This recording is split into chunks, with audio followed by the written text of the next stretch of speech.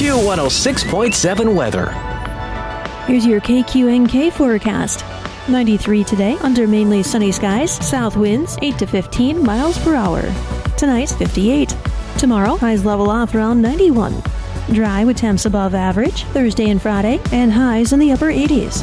Taking a look at the extended forecast, 82 Saturday, 85 Sunday, and 85 on Monday. From the Weatherology Weather Center, I'm staff meteorologist Laura Lockwood. Right now, 61. Kansas Information Network News, I'm Jen Austin. Pitt State football cracked the top 5 in new rankings. Julio Flores has more. Pitt State football is ranked in the top 5 once again after the latest AFCA coaches poll was released on Monday. The Gorillas up a couple of spots, going from number 6 to number 4 in the country. 4 MIAA teams made it into the top 25 in this week's poll. Number 2, Central Missouri. Number 4, Pittsburgh State. Number 21, Emporia State. And 25, Fort Hays State. Pittsburgh State will be hosting Emporia State at Kearney Smith Stadium for a top 25 showdown. I'm Lou Flores. Nearly 100 Kansas veterans are in Washington, D.C. this week, visiting the Vietnam Memorial and other historical landmarks. And this trip marks the 100th Kansas Honor Flight. It's taken nearly 4,000 veterans to the nation's capital to visit memorials over the past 12 years. Veterans who have served in the armed forces can apply to take the next trip at kansashonorflight.org. This is Kansas Information Network News. Healthcare.gov is here for you when life happens. If you lost your health coverage because of turning 26, going off Medicaid, leaving your job, or moving, you could be eligible to enroll in new coverage now. And if you need to update your coverage because of marriage or having a baby, you could also be eligible. But don't wait. There's a limited time to enroll. Check your eligibility at healthcare.gov today. Life happens. Get covered. Paid for by the U.S. Department of Health and Human Services. Smokey the Bear. Then you know why Smokey tells you when he sees you passing through. Remember, please be careful, it's the least that you can do. What you desire, don't play with matches, don't play with fire.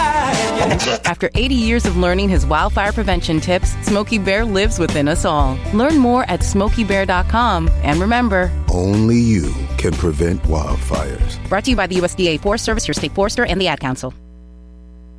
Good morning. I'm Natalie Hadley with your KQNK News. Brought to you by Firebolt Ag, LLC, serving all of your chemical and fertilizer needs.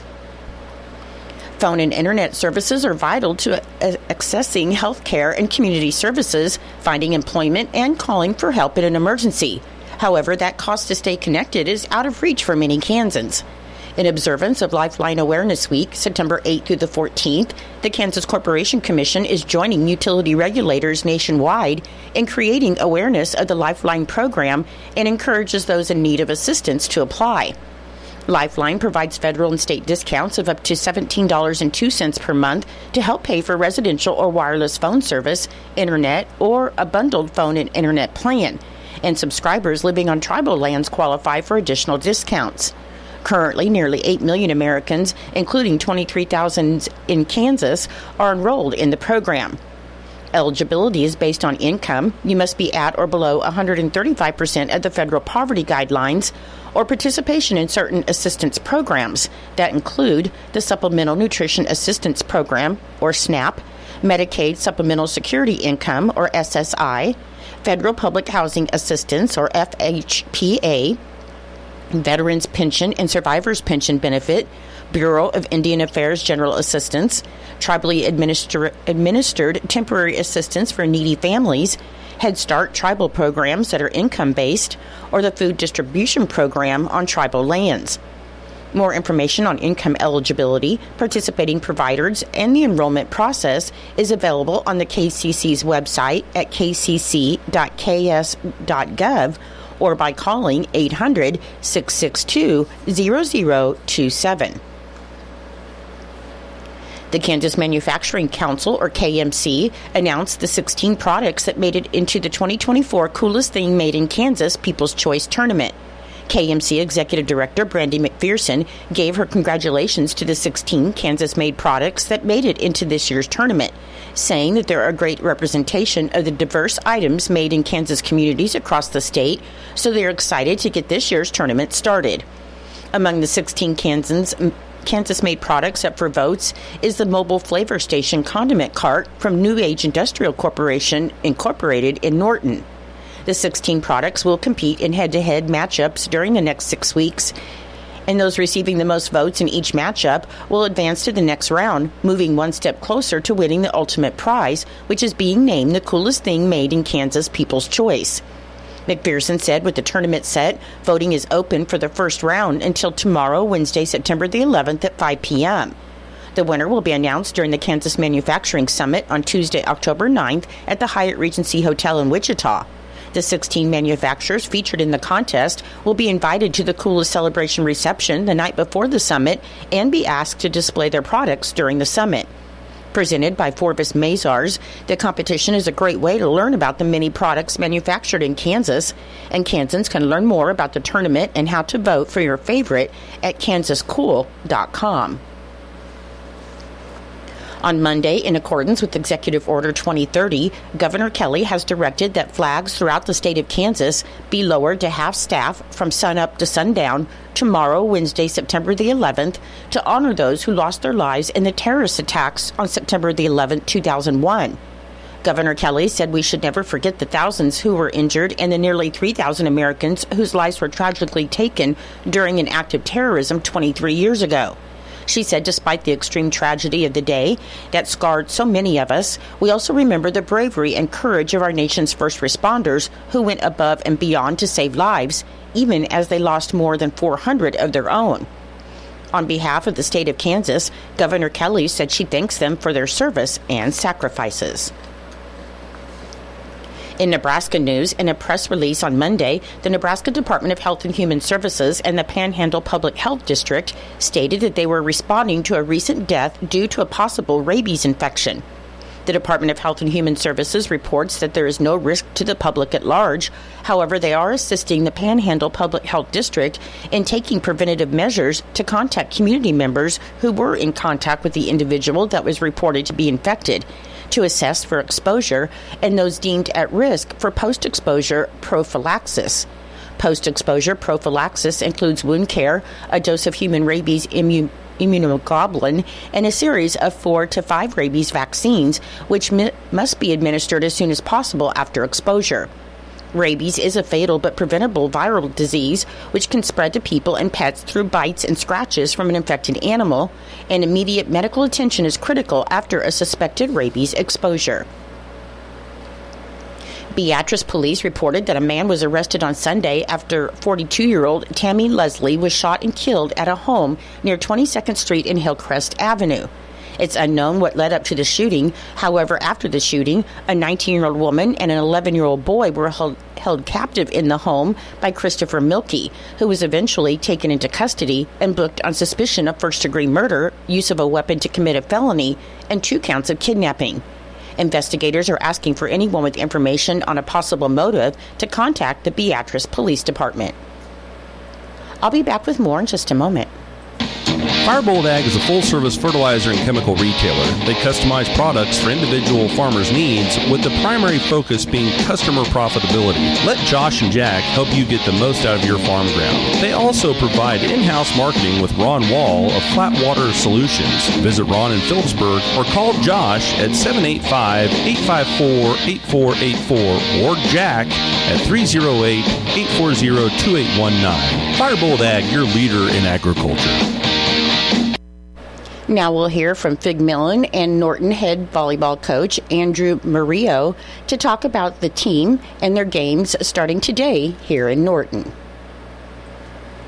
I'm here with the head volleyball coach, Andrew Murillo. Coach, it's been a really early season for you. We haven't got to talk about your season yet, but we sure have quite a bit to talk about. Well, let's start out with your numbers this year, if you have your class breakdowns, how many returners you have, and the total of kids that you have. Yeah, well, thanks for doing this, Figs. I know you're busy and all that, so, we're just happy you're doing what you're doing. And so hopping into volleyball, we got 29 players out this year. That's an increase of 6 from last year total, which is huge. It's almost like a whole entire lineup, so I think that's a huge win. On top of that, we have 2 managers that are stellar and looking to help contribute, and when we have managers on board, it helps coaches to kind of focus in on the game and not worry about the small details. So we're thankful for that. So 31 total in our program, including the managers. And I have to add on top of that, we have a new JV coach, Caitlin Cox, who is a Norton alum, and she has just been phenomenal.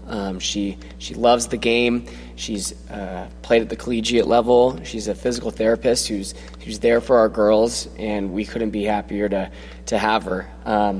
Now, in terms of our freshmen coming in, we have a pretty large freshman class. It's about 13 or 14 players, but I mean it's huge. The fact that we built that much excitement last year, to have that many girls wanting to come out, regardless of their placement of team, was really good, and we have a promising future that way.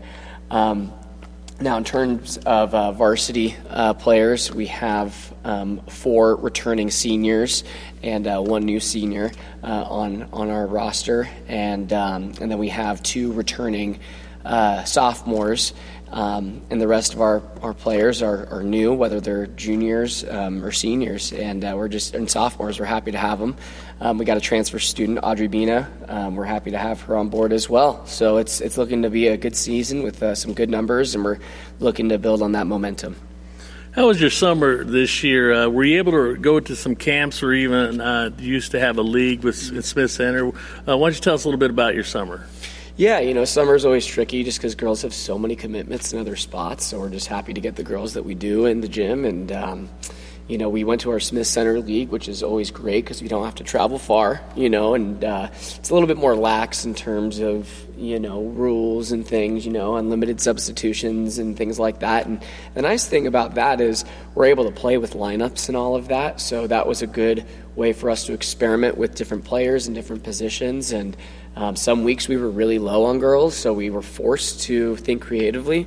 But in the end, we played really well there. We ended up winning the whole entire Smith Center League, which was great. But we know that it's just league. It doesn't really matter. No one really cares about summer league, so it was kind of short in terms of, feeling good about ourselves. And then we kind of kept the whole picture in mind. After that, we kept having, summer camps and things like that. Blue Jay Sports Camp was a huge turnout for our players and young girls, which is great to see.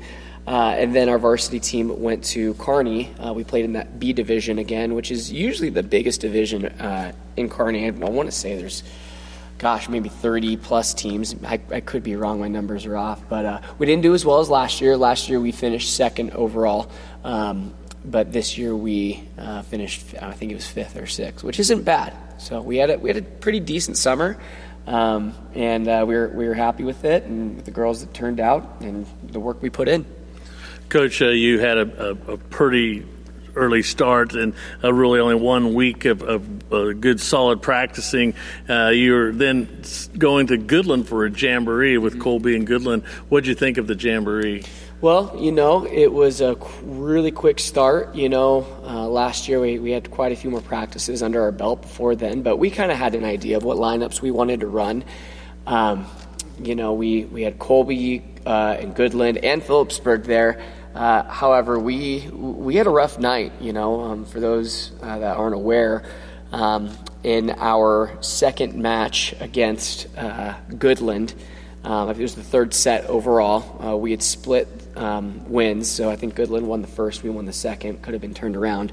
Regardless, last few points of the match, it was coming close, and Peyton Bailey, our team captain, our glue, our energy, our passion, she went up for a swing, and the ball, the set was a little bit over her midline, and she thought she could reach it, and she couldn't. She went down, and we knew it wasn't good because Peyton's a warrior. She's as tough as nails, and you could just see that, it wasn't good. So we went over there, and, she had a knee injury, and, fast forward to now, she's now recovering from surgery. She had a full-blown ACL tear and meniscus tear as well. So she's going to be out for the season, and we've had a rally around that.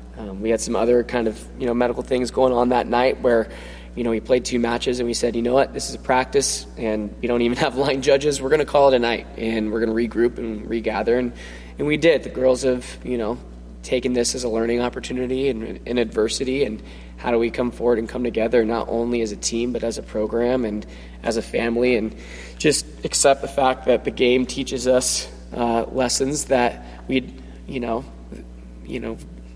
really know that we need, and we do, and we're going to learn from it. So overall, it was an eventful night, not in the way that we had originally anticipated. Coach, you already get the season started out, and it was on a Saturday. You travel up to Cambridge, Nebraska. Can you briefly tell us a little bit about Cambridge? Yeah, so the Cambridge tournament is a good one. It's not too far away. We get to play Nebraska teams, and they are a different breed of cats up there.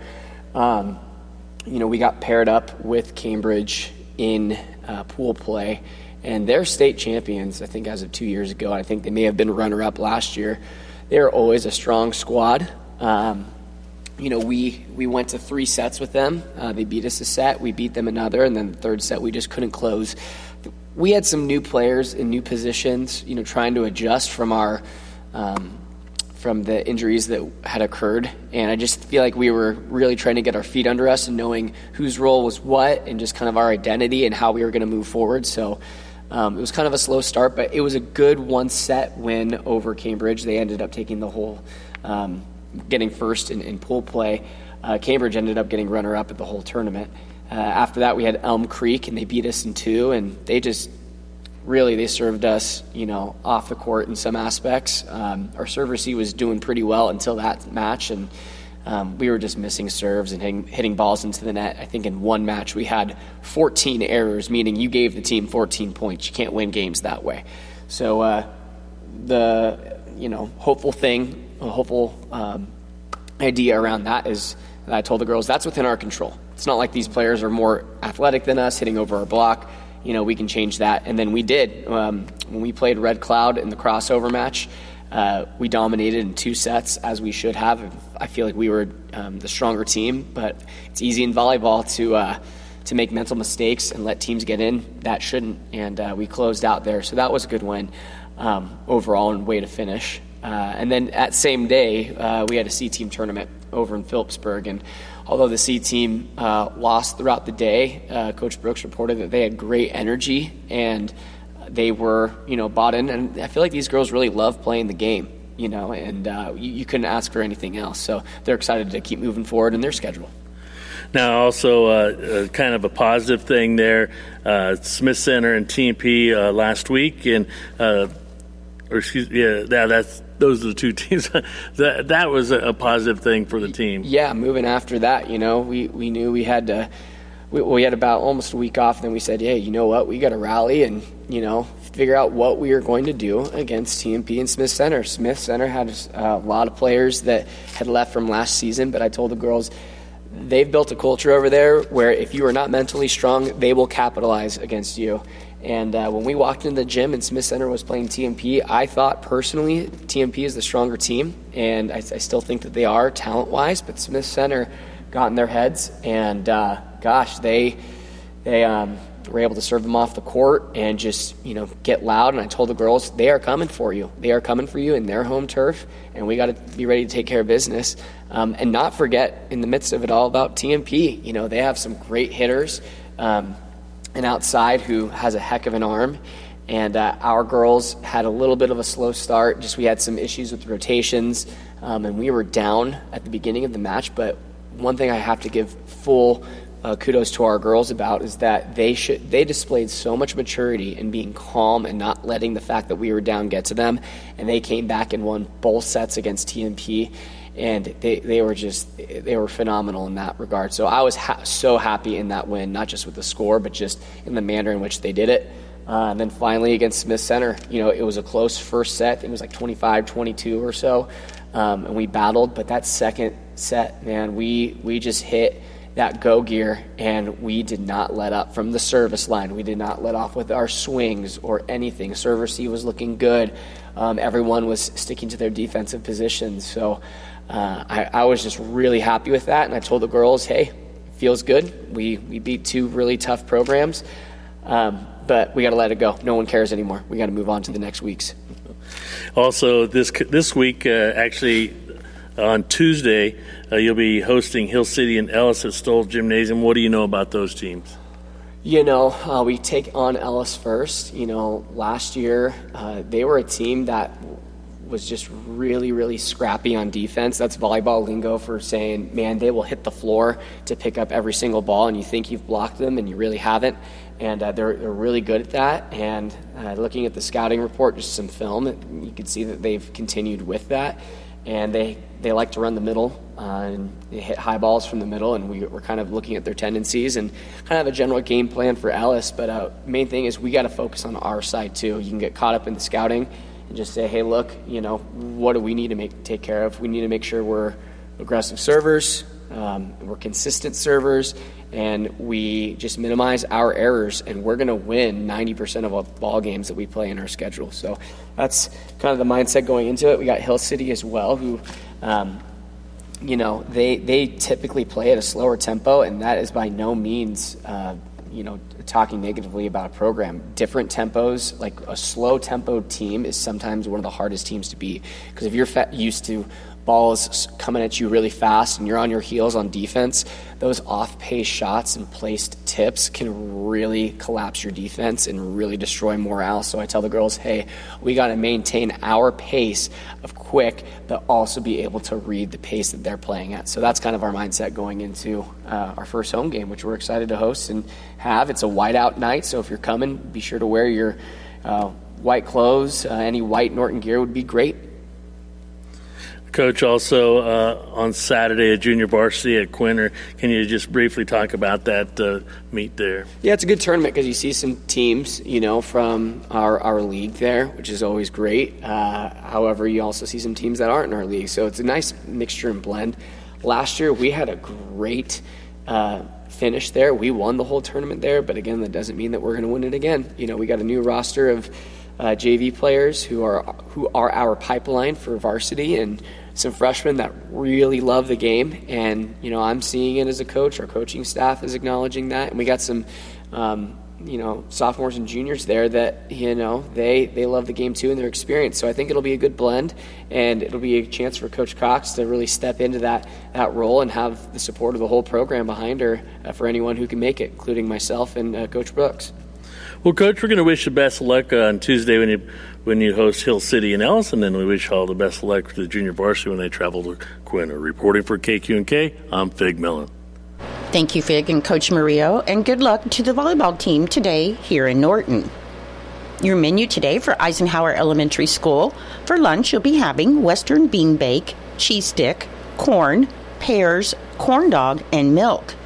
For Norton Community High School and Junior High, your lunch today will be spaghetti or mozzarella cheese sticks with garlic bread, fruit, and milk. And for Northern Valley Schools, your lunch today will be chicken and noodles, potatoes, bread, vegetable, and fruit.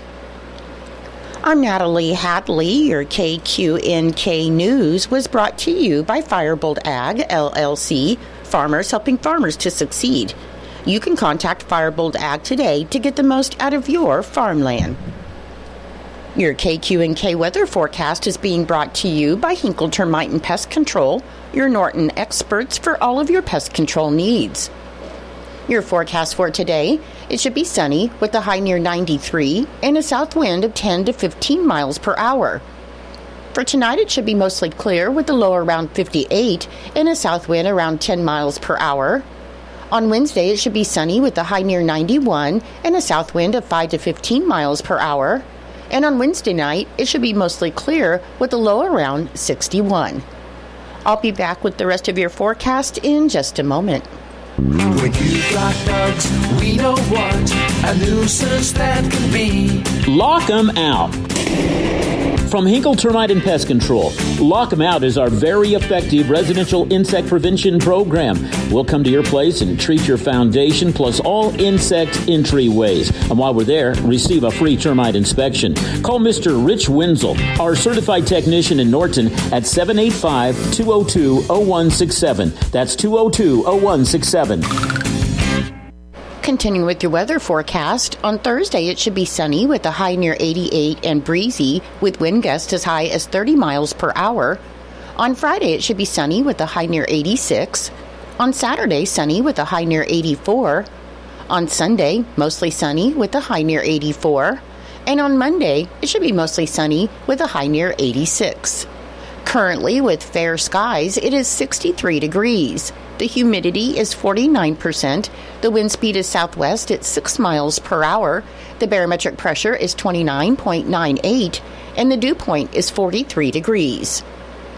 Your weather was brought to you by Hinkle Termite and Pest Control right here in Norton. You can call Hinkle Termite and Pest Control at 785-202-0167 for all of your pest control needs. It is 8:30. It's time for Kansas Sports, brought to you by United Northwest Federal Credit Union, where everything they do for you.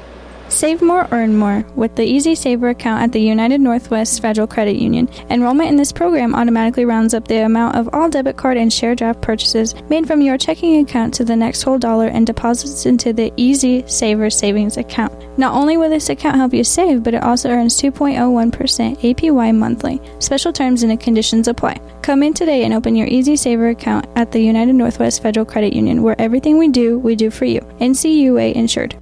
KIN Sports, I'm Spencer Dupuis. Chiefs rookie receiver Xavier Worthy may have only had 3 touches, 2 catches for a touchdown, and 1 reverse for a touchdown in the game on Thursday night against the Ravens, but his impact was felt across the whole game because of those 2 explosive plays. They honored his speed for sure with how they played when he was in. So, and then the impact other than the plays he made, I thought he did a nice job there. I think he showed that he can not only go down the field when needed, he can also, and I know it was a busted coverage, but he can do that.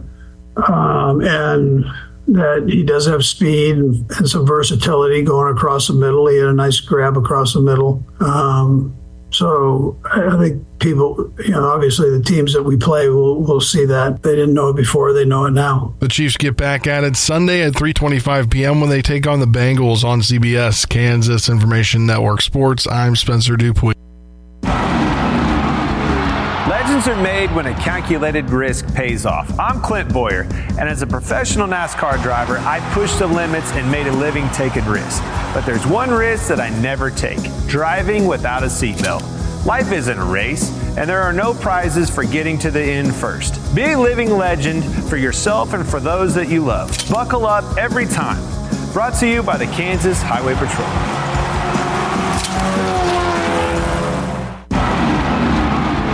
I'm Clint Boyer, and I'm proud to call the Speedway, highways, and back roads of Kansas my home. Racing is an intense, competitive job where legends are made and sometimes crash. Heck, I've even had my share of close calls. But there's one risk I'd never take. Without a question, I always wear my seatbelt. Be a living legend for yourself and those that you love. Buckle up every time. Brought to you by the Kansas Highway Patrol.